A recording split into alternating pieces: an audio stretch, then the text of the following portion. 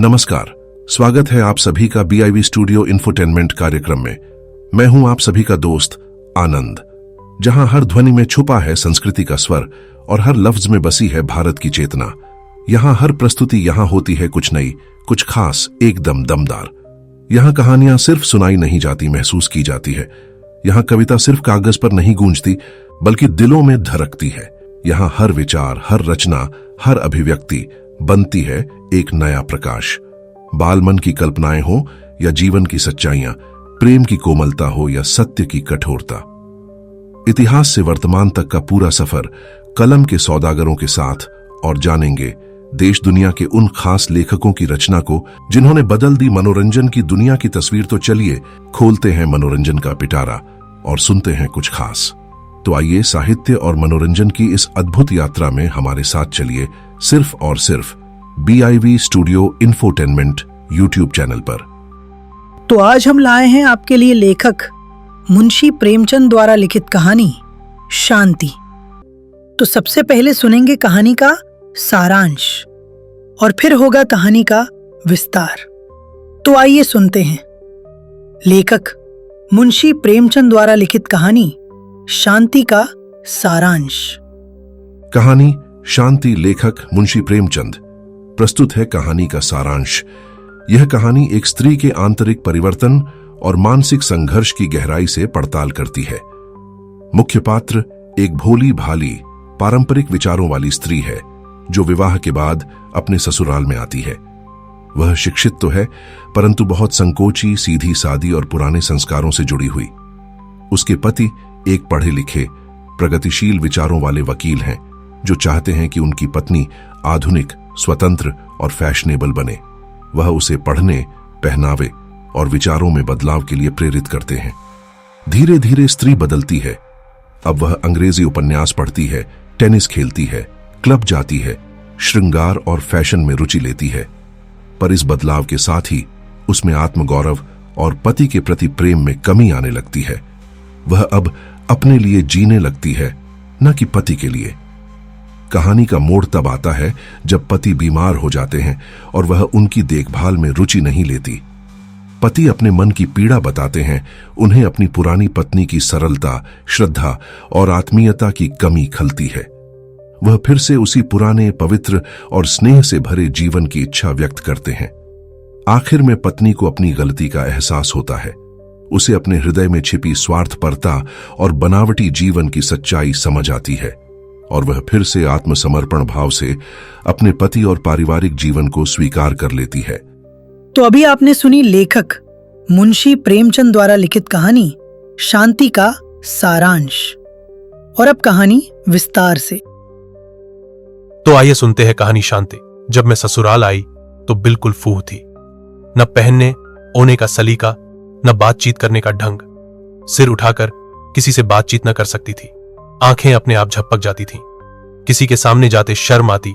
स्त्रियों तक के सामने बिना घूंघट के झिझक होती थी। मैं कुछ हिंदी पढ़ी हुई थी, पर उपन्यास, नाटक आदि के पन्ने में आनंद न आता था। फुर्सत मिलने पर रामायण पति, उसमें मेरा मन बहुत लगता था। मैं उसे मनुष्य कृत नहीं समझती थी। मुझे पूरा पूरा विश्वास था कि उसे किसी देवता ने स्वयं रचा होगा। मैं मनुष्यों को इतना बुद्धिमान और सहृदय नहीं समझती थी। मैं दिन भर घर का कोई न कोई काम करती रहती और कोई काम न रहता तो चरखे पर सूत कातती। अपनी बूढ़ी सास से थर थर कांपती थी। एक दिन दाल में नमक अधिक हो गया। ससुर जी ने भोजन के समय सिर्फ इतना ही कहा, नमक जरा अंदाज से डाला करो। इतना सुनते ही हृदय कांपने लगा, मानो मुझे इससे अधिक कोई वेदना नहीं पहुंचाई जा सकती थी। लेकिन मेरा यह फूहपन मेरे बाबूजी पतिदेव को पसंद न आता था। वह वकील थे। उन्होंने शिक्षा की ऊंची से ऊंची डिग्रियां पाई थीं। वह मुझ पर प्रेम अवश्य करते थे, पर उस प्रेम में दया की मात्रा अधिक होती थी। स्त्रियों के रहन सहन और शिक्षा के संबंध में उनके विचार बहुत ही उदार थे। वह मुझे उन विचारों से बहुत नीचे देखकर कदाचित मन ही मन खिन्न होते थे, परंतु उसमें मेरा कोई अपराध न देखकर हमारे रस्म रिवाज पर झुंझलाते थे। उन्हें मेरे साथ बैठकर बातचीत करने में जरा आनंद न आता। सोने आते तो कोई न कोई अंग्रेजी पुस्तक साथ लाते और नींद न आने तक पा करते। जो कभी मैं पूछ बैठती कि क्या पढ़ते हो, तो मेरी ओर करुण दृष्टि से देखकर उत्तर देते, तुम्हें क्या बतलाऊं, यह ऑस्कर वाइल्ड की सर्वश्रेष्ठ रचना है। मैं अपनी अयोग्यता पर बहुत लज्जित थी, अपने को धिक्कारती। मैं ऐसे विद्वान पुरुष के योग्य नहीं हूं। मुझे किसी उजड़ के घर पढ़ना था। बाबूजी मुझे निरादर की दृष्टि से नहीं देखते थे, यही मेरे लिए सौभाग्य की बात थी। एक दिन संध्या समय मैं रामायण पढ़ रही थी। भरत जी रामचंद्र जी की खोज में निकले थे। उनका करुण विलाप पर कर मेरा हृदय गदगद हो रहा था। नेत्रों से अश्रुधारा बह रही थी, हृदय उमहा आता था। सहसा बाबूजी कमरे में आए। मैंने पुस्तक तुरंत बंद कर दी। उनके सामने मैं अपने फूहपन को भरसक प्रकट न होने देती थी, लेकिन उन्होंने पुस्तक देख ली और पूछा, रामायण है ना? मैंने अपराधियों की भांति सिर झुकाकर कहा, हां, जरा देख रही थी। बाबूजी, इसमें शक नहीं कि पुस्तक बहुत ही अच्छी भावों से भरी हुई है, लेकिन इसमें मानव चरित्र को वैसी खूबी से नहीं दिखाया गया जैसा अंग्रेज या फ्रांसीसी लेखक दिखलाते हैं। तुम्हारी समझ में तो ना आवेगा, लेकिन कहने में क्या हर्ज है। यूरोप में आजकल स्वाभाविकता, रियलिज्म का माना है। वे लोग मनोभावों के उत्थान और पतन का ऐसा वास्तविक वर्णन करते हैं कि पग कर आश्चर्य होता है। हमारे यहाँ कवियों को पग पग पर धर्म तथा नीति का ध्यान रखना पड़ता है, इसलिए कभी कभी उनके भावों में अस्वाभाविकता आ जाती है, और यही त्रुटि तुलसीदास में भी है। मेरी समझ में उस समय कुछ भी ना आया। बोली, मेरे लिए तो यही बहुत है, अंग्रेजी पुस्तकें कैसे समझूं? बाबूजी, कोई कठिन बात नहीं। 1 घंटे भी रोज पढ़ो तो थोड़े ही समय में काफी योग्यता प्राप्त कर सकती हो। पर तुमने तो मानो मेरी बातें न मानने की सौगंध ही खा ली है। कितना समझाया कि मुझसे शर्म करने की आवश्यकता नहीं, पर तुम्हारे ऊपर कुछ असर न पा। कितना कहता हूं कि जरा सफाई से रहा करो। परमात्मा सुंदरता देता है तो चाहता है कि उसका श्रृंगार भी होता रहे, लेकिन जान पड़ता है तुम्हारी दृष्टि में उसका कुछ भी मूल्य नहीं। या शायद तुम समझती हो कि मेरे जैसे कुरूप मनुष्य के लिए तुम चाहे जैसे भी रहो, आवश्यकता से अधिक अच्छी हो। यह अत्याचार मेरे ऊपर है। तुम मुझे ठोंक पीट कर वैराग्य सिखाना चाहती हो। जब मैं दिन रात मेहनत करके कमाता हूं तो स्वभावतः मेरी यह इच्छा होती है कि उस द्रव्य का सबसे उत्तम व्यय हो, परंतु तुम्हारा फूहपन और पुराने विचार मेरे सारे परिश्रम पर पानी फेर देते हैं। स्त्रियां केवल भोजन बनाने, बच्चे पालने, पति की सेवा करने और एकादशी व्रत रखने के लिए नहीं है। उनके जीवन का लक्ष्य इससे बहुत ऊंचा है। वे मनुष्यों के समस्त सामाजिक और मानसिक विषयों में समान रूप से भाग लेने की अधिकारिणी है। उन्हें भी मनुष्यों की भांति स्वतंत्र रहने का अधिकार प्राप्त है। मुझे तुम्हारी यह बंदी दशा देखकर भाकष्ट होता है। स्त्री पुरुष की अर्धांगिनी मानी गई है, लेकिन तुम मेरी मानसिक और सामाजिक किसी आवश्यकता को पूरा नहीं कर सकती। मेरा और तुम्हारा धर्म अलग, आचार विचार अलग, आमोद प्रमोद के विषय अलग। जीवन के किसी कार्य में मुझे तुमसे किसी प्रकार की सहायता नहीं मिल सकती। तुम स्वयं विचार सकती हो कि ऐसी दशा में मेरी जिंदगी कैसी बुरी तरह कट रही है। बाबूजी का कहना बिल्कुल यथार्थ था। मैं उनके गले में एक जंजीर की भांति पही हुई थी। उस दिन से मैंने उन्हीं के कहे अनुसार चलने की दृढ़ प्रतिज्ञा कर ली। अपने देवता को किस भांति अप्रसन्न करती। यह तो कैसे कहूं कि मुझे पहनने ओढ़ने से प्रेम न था और उतना ही था जितना दूसरी स्त्रियों को होता है। जब बालक और वृद्ध तक श्रृंगार पसंद करते हैं तो मैं तो युवती ठहरी। मन भीतर ही भीतर मचल कर रह जाता था। मेरे मायके में मोटा खाने और मोटा पहनने की चाल थी। मेरी माँ और दादी हाथों से सूत कातती थीं और जुलाहे से उसी सूत के कपड़े बुनवा लिए जाते थे। बाहर से बहुत कम कपड़े आते थे। मैं जरा महीन कपड़ा पहनना चाहती या श्रृंगार की रुचि दिखाती तो अम्मा फौरन टोकती और समझाती कि बहुत बनाव, सोमवार भले घर की लक्कियों को शोभा नहीं देता। ऐसी आदत अच्छी नहीं। यदि कभी वह मुझे दर्पण के सामने देख लेती तो झिकने लगती, परंतु अब बाबूजी की जिद से मेरी यह झिझक जाती रही। मेरी सास और नंदे मेरे बनाव श्रृंगार पर नाक भौं सिकोती, पर मुझे अब उनकी परवाह न थी। बाबूजी की प्रेम परिपूर्ण दृष्टि के लिए मैं झिक्कियां भी सह सकती थी। अब उनके और मेरे विचारों में समानता आती जाती थी। वह अधिक प्रसन्न चित्त जान पड़ते थे। वह मेरे लिए फैशनेबल साइयां, सुंदर जाकटें, चमकते हुए जूते और कामदार स्लीपरें लाया करते, पर मैं इन वस्तुओं को धारण कर किसी के सामने न निकलती। ये वस्त्र केवल बाबूजी के ही सामने पहनने के लिए रखे थे। मुझे इस प्रकार बनी ठनी देखकर उन्हें बड़ी प्रसन्नता होती थी। स्त्री अपने पति की प्रसन्नता के लिए क्या नहीं कर सकती। अब घर के काम काज से मेरा अधिक समय बनाव, श्रृंगार तथा पुस्तकावलोकन में ही बीतने लगा। पुस्तकों से मुझे प्रेम होने लगा था। यद्यपि अभी तक मैं अपने सास ससुर का लिहाज करती थी, उनके सामने बूट और गाउन पहनकर निकलने का मुझे साहस न होता था, पर मुझे उनकी शिक्षापूर्ण बातें न भाती थीं। मैं सोचती, जब मेरा पति सैकड़ों रुपए महीने कमाता है तो घर में चेरी बनकर क्यों रहूं। यूं अपनी इच्छा से चाहे जितना काम करूं, पर वे लोग मुझे आज्ञा देने वाले कौन होते हैं। मुझ में आत्माभिमान की मात्र बनने लगी। यदि अम्मा मुझे कोई काम करने को कहती तो मैं अदबदा कर टाल जाती। एक दिन उन्होंने कहा, सवेरे के जलपान के लिए कुछ दालमोट बना लो। मैं बात अनसुनी कर गई। अम्मा ने कुछ देर तक मेरी राह देखी, पर जब मैं अपने कमरे से न निकली तो उन्हें गुस्सा हो आया। वह बही ही चिटचिची प्रकृति की थीं, तनिक सी बात पर तुनक जाती थीं। उन्हें अपनी प्रतिष्ठा का इतना अभिमान था कि मुझे बिल्कुल लौंडी समझती थीं। हाँ, अपनी पुत्रियों से सदैव नम्रता से पेश आती, बल्कि मैं तो यह कहूंगी कि उन्हें सिर चाह रखा था।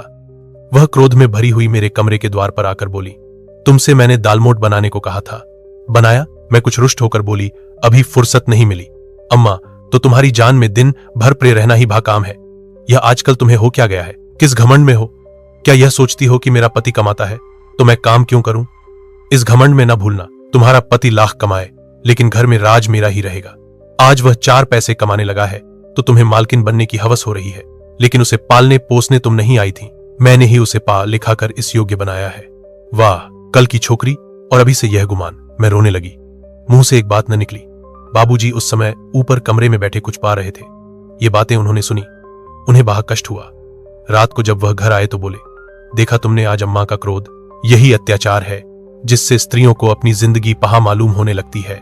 इन बातों से हृदय में कितनी वेदना होती है इसका जानना असंभव है। जीवन भार हो जाता है, हृदय जर्जर हो जाता है और मनुष्य की आत्मोन्नति उसी प्रकार रुक जाती है जैसे जल, प्रकाश और वायु के बिना पौधे सूख जाते हैं। हमारे घरों में यह बा अंधेर है। अब मैं उनका पुत्र ही ठहरा उनके सामने मुंह नहीं खोल सकूंगा। मेरे ऊपर उनका बहुत बड़ा अधिकार है, अतएव उनके विरुद्ध एक शब्द भी कहना मेरे लिए लज्जा की बात होगी। और यही बंधन तुम्हारे लिए भी है। यदि तुमने उनकी बातें चुपचाप न सुन ली होती तो मुझे बहुत ही दुहक होता। कदाचित मैं विष खा लेता। ऐसी दशा में 2 ही बातें संभव हैं, या तो सदैव उनकी घुकियों झिक्कियों को सहे जाओ या अपने लिए कोई दूसरा रास्ता ढूंढो। अब इस बात की आशा करना कि अम्मा के स्वभाव में कोई परिवर्तन होगा बिल्कुल भ्रम है। बोलो, तुम्हें क्या स्वीकार है?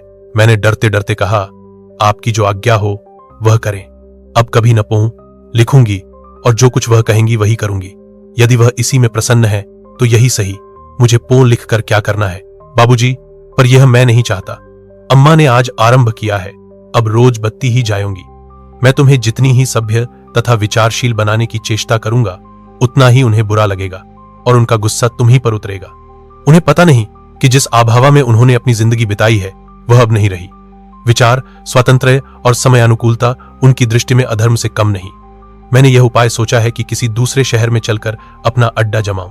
मेरी वकालत भी यहां नहीं चलती, इसलिए किसी बहाने की भी आवश्यकता न पेगी। मैं इस तजवीज के विरुद्ध कुछ न बोली। यद्यपि मुझे अकेले रहने से भय लगता था, तथापि वहां स्वतंत्र रहने की आशा ने मन को प्रफुल्लित कर दिया। उसी दिन से अम्मा ने मुझसे बोलना छोड़ दिया। महरियों, पौसिनों और नंदों के आगे मेरा परिहास किया करती। यह मुझे बहुत बुरा मालूम होता था। इसके पहले यदि वह कुछ भली बुरी बातें कह लेती तो मुझे स्वीकार था। मेरे हृदय से उनकी मान मर्यादा घटने लगी। किसी मनुष्य पर इस प्रकार कटाक्ष करना उसके हृदय से अपने आदर को मिटाने के समान है। मेरे ऊपर सबसे गुरुतर दोषारोपण यह था कि मैंने बाबूजी पर कोई मोहन मंत्र फूंक दिया है। वह मेरे इशारों पर चलते हैं, पर यथार्थ में बात उल्टी ही थी। भाद्र मास था, जन्माष्टमी का त्योहार आया। घर में सब लोगों ने व्रत रखा। मैंने भी सदैव की भांति व्रत रखा। ठाकुर जी का जन्म रात को 12 बजे होने वाला था। हम सब बैठी गाती बजाती थीं। बाबूजी इन असभ्य व्यवहारों के बिल्कुल विरुद्ध थे। वह होली के दिन रंग भी न खेलते। गाने बजाने की तो बात ही अलग। रात को 1 बजे जब मैं उनके कमरे में गई तो मुझे समझाने लगे, इस प्रकार शरीर को कष्ट देने से क्या लाभ?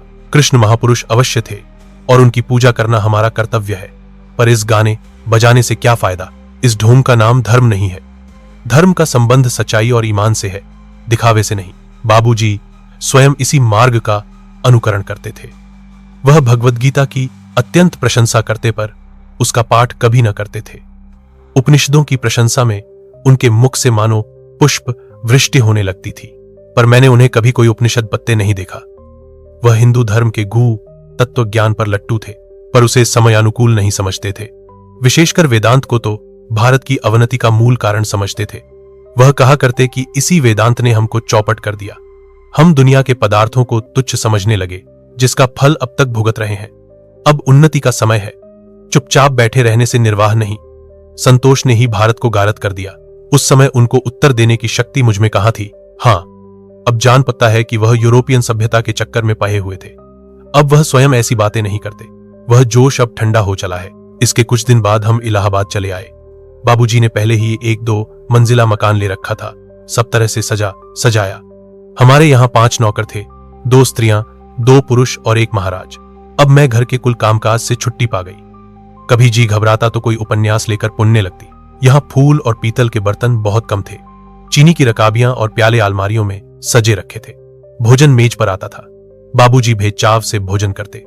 मुझे पहले कुछ शर्म आती थी, लेकिन धीरे धीरे मैं भी मेज ही पर भोजन करने लगी। हमारे पास एक सुंदर टमटम भी थी। अब हम पैदल बिल्कुल न चलते। किसी से मिलने 10 पग भी जाना होता तो गाजी तैयार कराई जाती। बाबूजी कहते, यही फैशन है। बाबूजी की आमदनी अभी बहुत कम थी, भली भांति खर्च भी न चलता था। कभी मैं उन्हें चिंताकुल देखती तो समझाती कि जब आय इतनी कम है तो व्यय इतना क्यों बहा रखा है। कोई छोटा सा मकान ले लो, 2 नौकरों से भी काम चल सकता है। लेकिन बाबूजी मेरी बातों पर हौंस देते और कहते, मैं अपनी दरिद्रता का ढिंढोरा अपने आप क्यों पीटूं? दरिद्रता प्रकट करना दरिद्र होने से अधिक दुखदायी होता है। भूल जाओ कि हम लोग निर्धन हैं, फिर लक्ष्मी हमारे पास आप दौई आएगी। खर्च बनना, आवश्यकताओं का अधिक होना ही द्रव्योपार्जन की पहली सीढ़ी है। इससे हमारी गुप्त शक्तियां विकसित हो जाती हैं और हम उन कष्टों को झेलते हुए आगे पग धरने के योग्य होते हैं। संतोष दरिद्रता का दूसरा नाम है। अस्तु, हम लोगों का खर्च दिन दिन बढ़ता ही जाता था। हम लोग सप्ताह में 3 बार थिएटर जरूर देखने जाते। सप्ताह में 1 बार मित्रों को भोजन अवश्य ही दिया जाता। अब मुझे सूझने लगा कि जीवन का लक्ष्य सुख भोग ही है। ईश्वर को हमारी उपासना की इच्छा नहीं, उसने हमको उत्तम वस्तुएं भोगने के लिए ही दी है। उसको भोगना ही उसकी सर्वोत्तम आराधना है। एक ईसाई लेडी मुझे पाने तथा गाना सिखाने आने लगी। घर में एक पियानो भी आ गया। इन्हीं आनंदों में फांसकर मैं रामायण और भक्तमाल को भूल गई। ये पुस्तकें मुझे अप्रिय लगने लगी। देवताओं से विश्वास उठ गया। धीरे धीरे यहाँ के बहे लोगों से स्नेह और संबंध बहने लगा। यह एक बिल्कुल नई सोसाइटी थी। इसके रहन सहन, आहार, व्यवहार और आचार विचार मेरे लिए सर्वथा अनोखे थे। मैं इस सोसाइटी में ऐसी जान पती जैसे मोरों में कौआ। इन लेडियों की बातचीत कभी थिएटर और घुदाओं के विषय में होती, कभी टेनिस, समाचार पत्रों और अच्छे लेखकों के लेखों पर। उनके चातुर्य, बुद्धि की तीव्रता, फुर्ती और चपलता पर मुझे अचंभा होता। ऐसा मालूम होता कि वे ज्ञान और प्रकाश की पुतलियां हैं। वे बिना घूंघट बाहर निकलती। मैं उनके साहस पर चकित रह जाती। वे मुझे भी कभी कभी अपने साथ ले जाने की चेष्टा करती, लेकिन मैं लज्जावश न जा सकती। मैं उन लेडियों को कभी उदास या चिंतित न पाती। मिस्टर दास बहुत बीमार थे, परंतु मिसेज दास के माथे पर चिंता का चिन्ह तक न था। मिस्टर बाघी नैनीताल में तपेदिक का इलाज करा रहे थे, पर मिसेज बाघी नित्य टेनिस खेलने जाती थी। इस अवस्था में मेरी क्या दशा होती मैं ही जानती हूं। इन लेडियों की रीति नीति में एक आकर्षण शक्ति थी जो मुझे खींचे लिए जाती थी। मैं उन्हें सदैव आमोद प्रमोद के लिए उत्सुक देखती और मेरा भी जी चाहता कि उन्हीं की भांति मैं भी निस्संकोच हो जाती। उनका अंग्रेजी वार्तालाप सुन मुझे मालूम होता कि ये देवियां हैं। मैं अपनी इन त्रुटियों की पूर्ति के लिए प्रयत्न किया करती थी। इसी बीच में मुझे एक खेदजनक अनुभव होने लगा। यद्यपि बाबूजी पहले से मेरा अधिक आदर करते, मुझे सदैव डियर डार्लिंग आदि कहकर पुकारते थे, तथापि मुझे उनकी बातों में एक प्रकार की बनावट मालूम होती थी। ऐसा प्रतीत होता मानो ये बातें उनके हृदय से नहीं, केवल मुख से निकलती हैं। उनके स्नेह और प्यार में हार्दिक भावों की जगह अलंकार ज्यादा होता था। किंतु और भी अचंभे की बात यह थी कि अब मुझे बाबूजी पर वह पहले की सी श्रद्धा न रही। अब उनकी सिर की पीहा से मेरे हृदय में पीहा न होती थी। मुझ में आत्मगौरव का आविर्भाव होने लगा था। अब मैं अपना बनाव श्रृंगार इसलिए करती थी कि संसार में यह भी मेरा कर्तव्य है, इसलिए नहीं कि मैं किसी एक पुरुष की व्रतधारिणी हूं। अब मुझे भी अपनी सुंदरता पर गर्व होने लगा था। मैं अब किसी दूसरे के लिए नहीं, अपने लिए जीती थी। त्याग तथा सेवा का भाव मेरे हृदय से लुप्त होने लगा था। मैं अब भी पर्दा करती थी, परंतु हृदय अपनी सुंदरता की सराहना सुनने के लिए व्याकुल रहता था। एक दिन मिस्टर दास तथा और भी अनेक सभ्यगण बाबूजी के साथ बैठे हुए थे। मेरे और उनके बीच में केवल एक पर्दे की आद थी। बाबूजी मेरी इस झिझक से बहुत ही लज्जित थे। इसे वह अपनी सभ्यता में काला धब्बा समझते थे। कदाचित यह दिखाना चाहते थे कि मेरी स्त्री इसलिए पर्दे में नहीं है कि वह रूप तथा वस्त्रभूषणों में किसी से कम है, बल्कि इसलिए कि अभी उसे लज्जा आती है। वह मुझे किसी बहाने से बार बार पर्दे के निकट बुलाते, जिसमें उनके मित्र मेरी सुंदरता और वस्त्रभूषण देख लें। अंत में कुछ दिन बाद मेरी झिझक गायब हो गई। इलाहाबाद आने के पूरे 2 वर्ष बाद मैं बाबूजी के साथ बिना पर्दे के सैर करने लगी। सैर के बाद टेनिस की नौबत आई। अंत में मैंने क्लब में जाकर दम लिया। पहले यह टेनिस और क्लब मुझे तमाशा सा मालूम होता था, मानो वे लोग व्यायाम के लिए नहीं बल्कि फैशन के लिए टेनिस खेलने आते थे। वे कभी ना भूलते थे कि हम टेनिस खेल रहे हैं। उनके प्रत्येक काम में, झुकने में, दौड़ने में, उचकने में एक कृत्रिमता होती थी, जिससे यह प्रतीत होता था कि इस खेल का प्रयोजन कसरत नहीं केवल दिखावा है। क्लब में इससे विचित्र अवस्था थी। वह पूरा स्वांग था, भद्दा और बेजो। लोग अंग्रेजी के चुने हुए शब्दों का प्रयोग करते थे, जिसमें कोई सार न होता था। नकली हंसी हंसते थे, जिनका कोई असर न होता था। स्त्रियों की वह फूह निर्लज्जता और पुरुषों की वह भाव शून्य स्त्री पूजा मुझे भी न भाती थी। चारों ओर अंग्रेजी चाल ढाल की हास्यजनक नकल थी, परंतु क्रमशः मैं भी वह रंग पकने और उन्हीं का अनुकरण करने लगी। अब मुझे अनुभव हुआ कि इस प्रदर्शन लोलुपता में कितनी शक्ति है। मैं अब नित्य नए श्रृंगार करती, नित्य नया रूप भरती, केवल इसलिए कि क्लब में सबकी आंखों में चुभ जाऊं। अब मुझे बाबूजी के सेवा सत्कार से अधिक अपने बनाव श्रृंगार की धुन रहती थी। यहां तक कि यह शौक एक नशा सा बन गया। इतना ही नहीं, लोगों से अपने सौंदर्य की प्रशंसा सुनकर मुझे एक अभिमान मिश्रित आनंद का अनुभव होने लगा। मेरी लज्जाशीलता की सीमाएं विस्तृत हो गईं। वह दृष्टिपात जो कभी मेरे शरीर के प्रत्येक रोए को खा कर देता, और वह हास्य कटाक्ष जो कभी मुझे विष खा लेने को प्रस्तुत कर देता, उनसे अब मुझे एक उन्मादपूर्ण हर्ष होता था। परंतु जब कभी मैं अपनी अवस्था पर आंतरिक दृष्टि डालती तो मुझे भई घबराहट होती थी। यह नाव किस घाट लगेगी। कभी कभी इरादा करती कि क्लब न जाऊंगी, परंतु समय आते ही फिर तैयार हो जाती। मैं अपने वश में न थी। मेरी सत्कल्पनाएं निर्बल हो गई थी। 2 वर्ष और बीत गए, और अब बाबूजी के स्वभाव में एक विचित्र परिवर्तन होने लगा। वह उदास और चिंतित रहने लगे। मुझसे बहुत कम बोलते। ऐसा जान पड़ता कि इन्हें कठिन चिंता ने घेर रखा है या कोई बीमारी हो गई है। मुंह बिल्कुल सूखा रहता था। तनिक तनिक सी बात पर नौकरों से झल्लाने लगते और बाहर बहुत कम जाते। अभी 1 ही मास पहले वह 100 काम छोड़कर क्लब अवश्य जाते थे। वहां गए बिना उन्हें कल न पती थी। अब अधिकतर अपने कमरे में आराम कुर्सी पर लेटे हुए समाचार पत्र और पुस्तकें देखा करते थे। मेरी समझ में ना आता कि बात क्या है। एक दिन उन्हें भय जोर का बुखार आया। दिन भर बेहोश रहे, परंतु मुझे उनके पास बैठने में अनकुस सा लगता था। मेरा जी एक उपन्यास में लगा हुआ था। उनके पास जाती थी और पल भर में फिर लौट आती। टेनिस का समय आया तो दुविधा में पक गई कि जाऊं या न जाऊं। देर तक मन में यह संग्राम होता रहा। अंत को मैंने यही निर्णय किया कि मेरे यहां रहने से वह कुछ अच्छे तो हो नहीं जाएंगे। इससे मेरा यहां बैठा रहना बिल्कुल निरर्थक है। मैंने बढ़िया वस्त्र पहने और रैकेट लेकर क्लब घर जा पहुंची। वहां मैंने मिसेज दास और मिसेज बागची से बाबूजी की दशा बतलाई और सजल नेत्र चुपचाप बैठी रही। जब सब लोग कोर्ट में जाने लगे और मिस्टर दास ने मुझसे चलने को कहा तो मैं ठंडी आह भरकर कोर्ट में जा पहुंची और खेलने लगी। आज से 3 वर्ष पूर्व बाबूजी को इसी प्रकार बुखार आ गया था। मैं रात भर उन्हें पंखा झलती रही थी।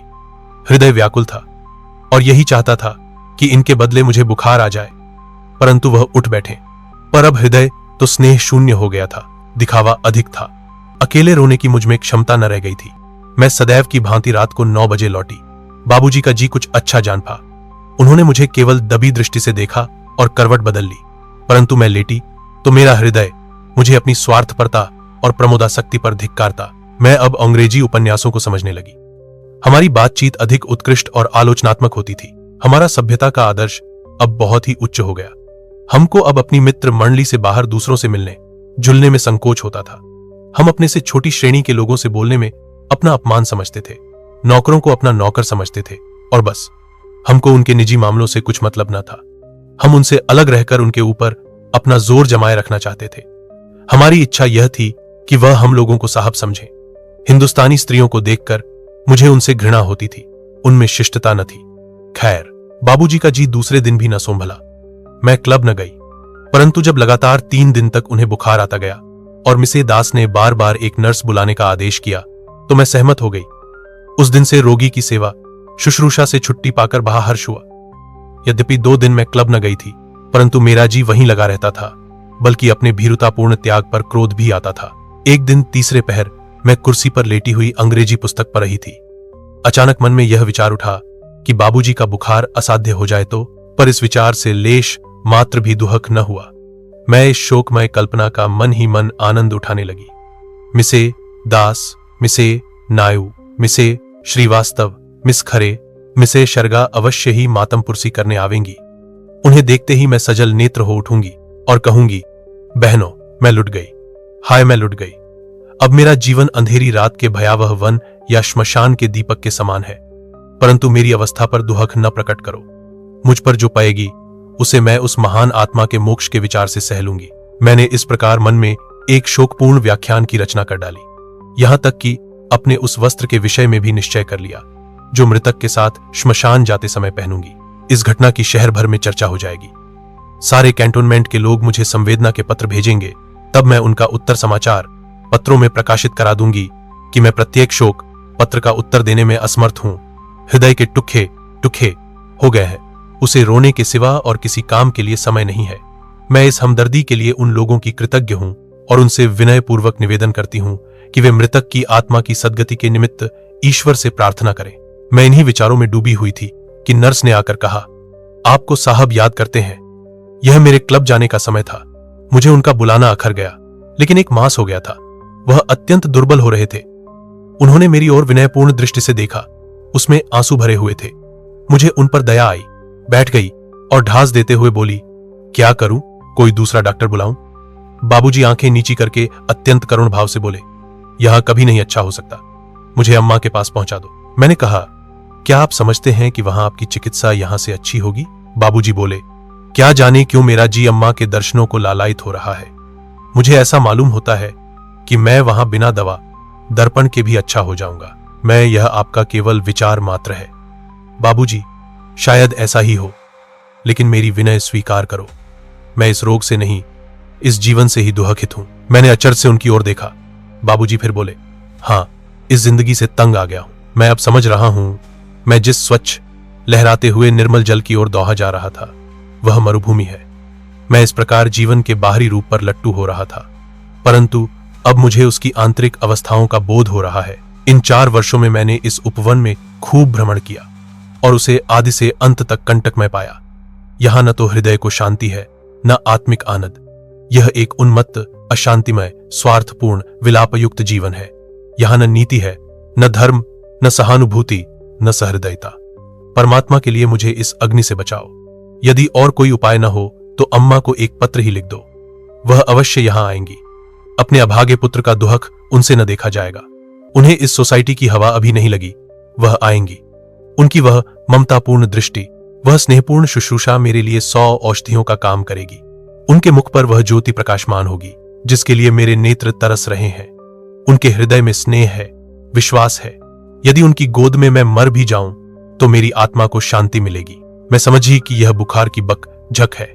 नर्स से कहा, जरा इनका टेम्परेचर तो लो, मैं अभी डॉक्टर के पास जाती हूं। मेरा हृदय एक अज्ञात भय से कांपने लगा। नर्स ने थर्मामीटर निकाला, परंतु ज्यों ही वह बाबूजी के समीप गई, उन्होंने उसके हाथ से वह यंत्र छीनकर पृथ्वी पर पटक दिया। उसके टुकड़े टुकड़े हो गए। फिर मेरी ओर एक अवहेलनापूर्ण दृष्टि से देखकर कहा, साफ साफ क्यों नहीं कहती हो कि मैं क्लब घर जाती हूं, जिसके लिए तुमने ये वस्त्र धारण किए हैं और गाउन पहनी है। खैर, घूमती हुई यदि डॉक्टर के पास जाना तो कह देना कि यहां टेम्परेचर उस बिंदु पर पहुंच चुका है जहां आग लग जाती है। मैं और भी अधिक भयभीत हो गई। हृदय में एक करुण चिंता का संचार होने लगा। गला भर आया। बाबूजी ने नेत्र मूंद लिए थे और उनकी सांस वेग से चल रही थी। मैं द्वार की ओर चली कि किसी को डॉक्टर के पास भेजूं। यह फटकार सुनकर स्वयं कैसे जाती। इतने में बाबूजी उठ बैठे और विनीत भाव से बोले, श्यामा, मैं तुमसे कुछ कहना चाहता हूं। बात 2 सप्ताह से मन में थी, पर साहस न हुआ। आज मैंने निश्चय कर लिया है कि कह ही डालूं। मैं अब फिर अपने घर जाकर वही पहले की सी जिंदगी बिताना चाहता हूं। मुझे अब इस जीवन से घृणा हो गई है और यही मेरी बीमारी का मुख्य कारण है। मुझे शारीरिक नहीं मानसिक कष्ट है। मैं फिर तुम्हें वही पहले की सी सलज्ज, नीचा सिर करके चलने वाली, पूजा करने वाली, रामायण पढ़ने वाली, घर का काम काज करने वाली, चरखा काटने वाली, ईश्वर से डरने वाली, पति श्रद्धा से परिपूर्ण स्त्री देखना चाहता हूं। मैं विश्वास करता हूं तुम मुझे निराश न करोगी। तुमको 16 आने अपनी बनाना और 16 आने तुम्हारा बनना चाहता हूं। मैं अब समझ गया कि उसी सादे पवित्र जीवन में वास्तविक सुख है। बोलो, स्वीकार है? तुमने सदैव मेरी आज्ञाओं का पालन किया है। इस समय निराश न करना, नहीं तो इस कष्ट और शोक का न जाने कितना भयंकर परिणाम हो।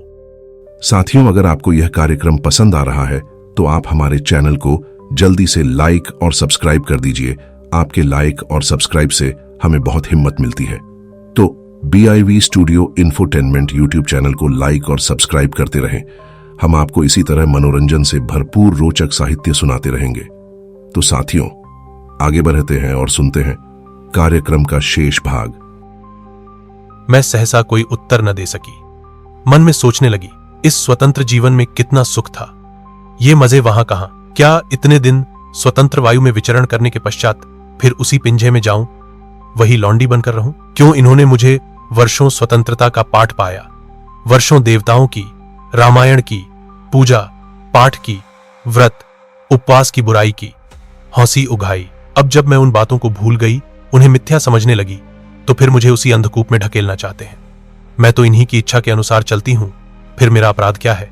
लेकिन बाबूजी के मुख पर एक ऐसी दीनतापूर्ण विवशता थी कि मैं प्रत्यक्ष अस्वीकार न कर सकी।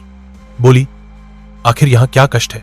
मैं उनके विचारों की तह तक पहुंचना चाहती थी। बाबूजी फिर उठ बैठे और मेरी ओर कठोर दृष्टि से देखकर बोले, बहुत ही अच्छा होता कि तुम इस प्रश्न को मुझसे पूछने के बदले अपने ही हृदय से पूछ लेती। क्या अब मैं तुम्हारे लिए वही हूं जो आज से 3 वर्ष पहले था, जब मैं तुमसे अधिक शिक्षा प्राप्त, अधिक बुद्धिमान, अधिक जानकार होकर तुम्हारे लिए वह नहीं रहा जो पहले था? तुमने चाहे इसका अनुभव न किया हो, परंतु मैं स्वयं कर रहा हूं, तो मैं कैसे अनुमान करूं कि उन्हीं भावों ने तुम्हें स्खलित न किया होगा? नहीं, बल्कि प्रत्यक्ष चिन्ह देख पत्ते हैं कि तुम्हारे हृदय पर उन भावों का और भी अधिक प्रभाव पगा है। तुमने अपने को ऊपरी बनाव, चुनाव और विलास के भंवर में डाल दिया है और तुम्हें उसकी लेशमात्र भी सुधि नहीं है। अब मुझे पूर्ण विश्वास हो गया कि सभ्यता स्वेच्छाचारिता का भूत स्त्रियों के कोमल हृदय पर भई सुगमता से कब्जा कर सकता है। क्या अब से 3 वर्ष पूर्व भी तुम्हें यह साहस हो सकता था कि मुझे इस दशा में छोकर किसी पोसिन के यहां गाने बजाने चली जाती, मैं बिछौने पर रहता और तुम किसी के घर जाकर कलोलें करती? स्त्रियों का हृदय आधिक्य प्रिय होता है, परंतु इस नवीन आधिक्य के बदले मुझे वह पुराना आधिक्य कहीं ज्यादा पसंद है। उस आधिक्य का फल आत्मिक एवं शारीरिक अभ्युदय और हृदय की पवित्रता थी, पर इस आधिक्य का परिणाम है छिछोरापन, निर्लज्जता, दिखावा और स्वेच्छाचार। उस समय यदि तुम इस प्रकार मिस्टर दास के सम्मुख हंसती, बोलती, तो मैं या तो तुम्हें मार डालता या स्वयं विष पान कर लेता।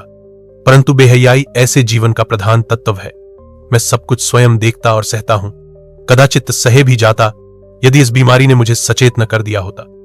अब यदि तुम यहां बैठी भी रहो तो मुझे संतोष न होगा, क्योंकि मुझे यह विचार दुहखित करता रहेगा कि तुम्हारा हृदय यहां नहीं है।